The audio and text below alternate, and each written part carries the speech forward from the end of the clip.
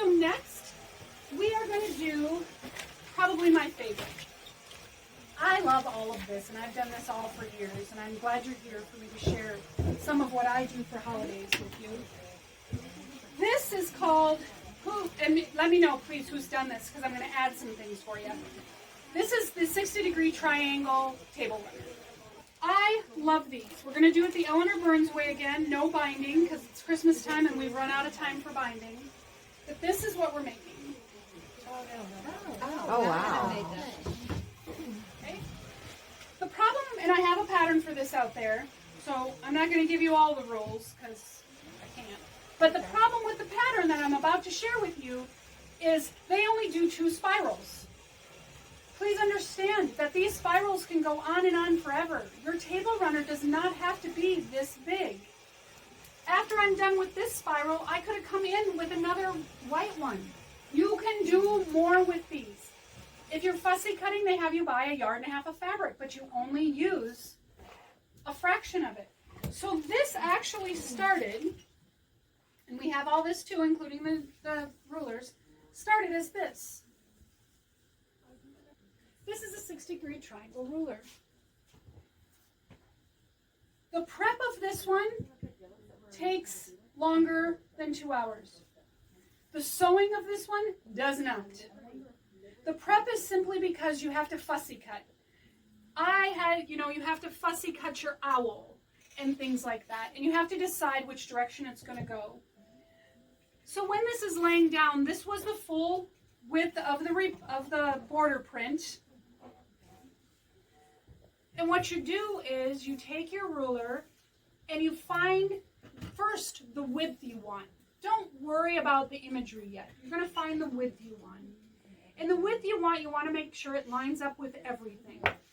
So I like my point to line up with a line.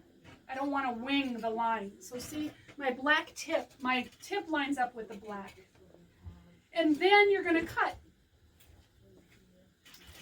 And when you cut, you're actually going to fussy cut in whatever way you want to. So like he'll be in the center. But then you flip it around and you do the next one. And if you're going to do it this way, and you've decided that your width is going to be 10.5, which is what mine were, 10.5, because my 10.5 is on the orange. When you turn it around to do your fussy this way, then the 10.5 goes on the black, on the opposite. That's how you're able to get all these to line up, is because they all have the same measurement. You see that? Okay. And this is in the pattern. What's not in the pattern is the adjustments. It's, they don't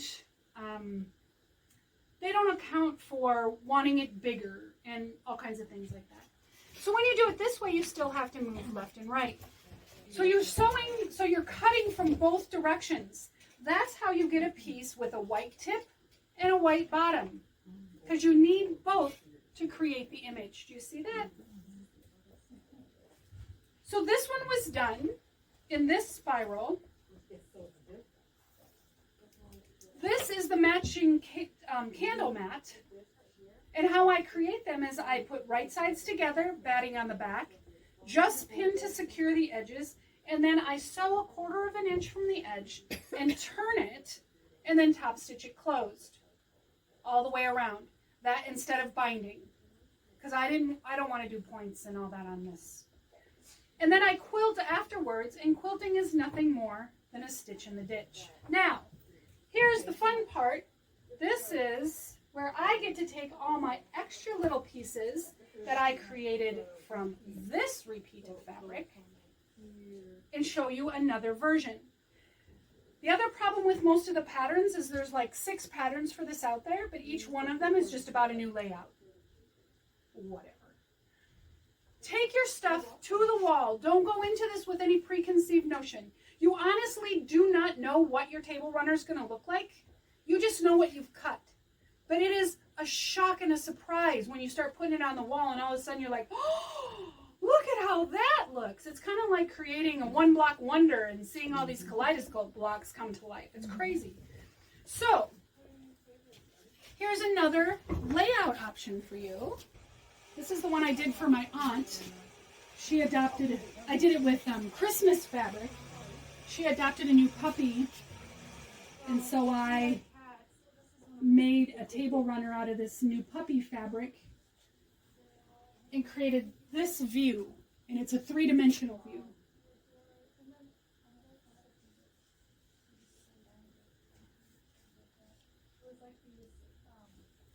When you sew them, you will sew like this and then like this. Think ahead. I'm going to talk about that in a second. Think ahead and always lay it out first. Don't think you know what you're doing or you'll end up with a Y seam. Okay? Who doesn't know what a Y seam is? I don't. Okay?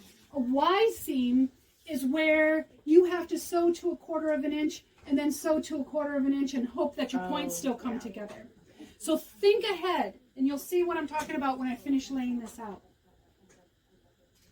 Okay, so this is our center one. This would close up with our seam allowances.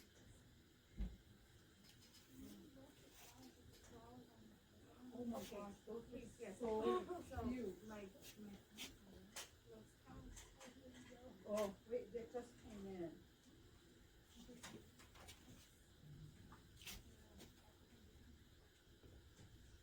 So instead of a spiral, I'm making a 3D look.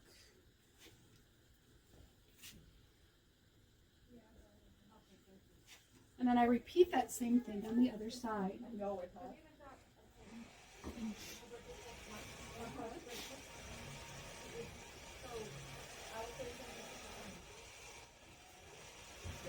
You see it? Yeah, that's super cool. All because I just played with fabric. Okay? So here's the thing I'm talking about. If you sew these three together, or these three and these three, and it's here, well, what are you going to do over here? Well, now you've got to sew these on. So think ahead. How am I going to sew all this together so I don't have a bunch of lopsided pieces? This one is easy. You're going to sew these three, and then you're going to sew this one to this one, and this one to this one. This one will trip out your brain because you can't see that flows that same exact way. It's exactly the same. You just can't see it because these are spinning in another direction. So be aware before you start to sew what you're sewing and what your game plan is, so you don't end up with some straight triangle you got to fit in. All right? Super fun. We see all these border prints and we think, what? Well, that's great, but what would I ever use that for? Fabulous! And if you wanted to, you could extend these reds and you could even make another, right? You can make a hexagon, another circle around the outside. Just watch how you put your pieces down, because it's all in how you turn your pieces, yeah? If you turn your pieces in different directions, you get different looks. It's not just about, it's all about how you turn them to get that spiral. Because if we wanted to spiral on this one, we would have to, okay, it's going to take me a hot second here, just a second. This one, it would go like this. You see it? Yeah. Okay. Oh, wow. Okay. So it's all in how you play with the pieces you've cut. Yeah. Now that I've encouraged you to play with fabric, it's all bias. So stabilize it. Make sure if you're going to play with it because you're not sure what you're looking for or how big you want it to be, make sure that at a minimum you press with a stabilizing spray. Best press. I think there's another one out there. Something. Front and back. Before you start to sew. Before you cut. Oh, okay. As you're pressing to cut. Okay. Because it's Wow. wet and it dries on it.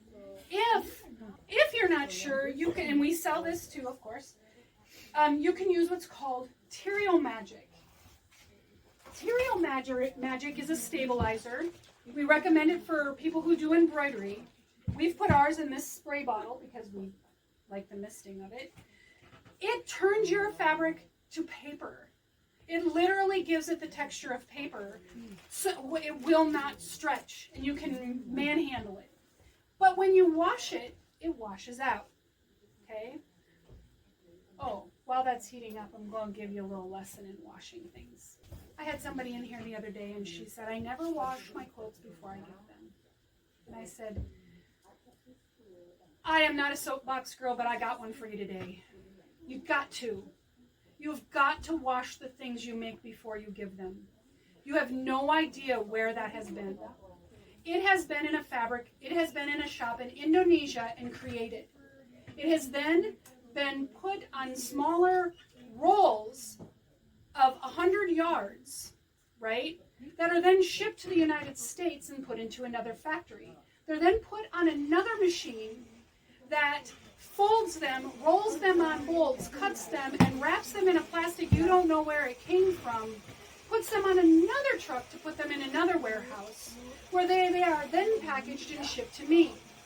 I then get them, I drop them on the floor, because I am cutting fat quarters, so they're all stacked in a row on the floor. I'm cutting fat quarters, the fat quarters are cut, everything's been put up. You take it home, you treat it so gingerly, you love it, you're hugging on it, you're touching it, your cat has enjoyed it. You get your quilt made, you bring it back to us, we drop it on the floor because we have to press your king size backing, and there is no way we cannot drop it on the floor. We then have to load it on a machine, we have to quilt it, we then have to bind it and try to not get it dropped on the floor because it's still a king size quilt. So we have 3 chairs around our sewing machine, as you will see Patty has over there, trying to keep it up. And now you're going to bring it home and you're going to drop it on the floor so you can hold it up and show it to your family. Wash what you give. Your stuff has been halfway across the world and back. You think it's beautiful and brand new and never been touched. I'm telling you that is not true. Even if you have to just not use any soap, I don't care. Put it in your front load washing machine on gentle and put it in your dryer on the lowest setting above air, and at least feel better knowing that what you've given is not carrying something from somewhere else. All right? That's all I got. All right, and we're ready. So we're going to spritz this. We are going to then press it.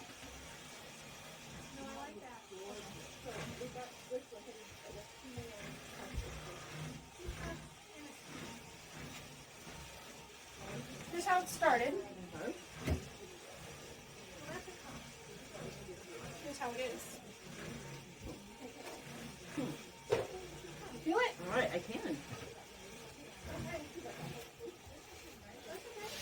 You can always do another coat. And it's not real heavy. No, Yeah, but it it's is very- stable.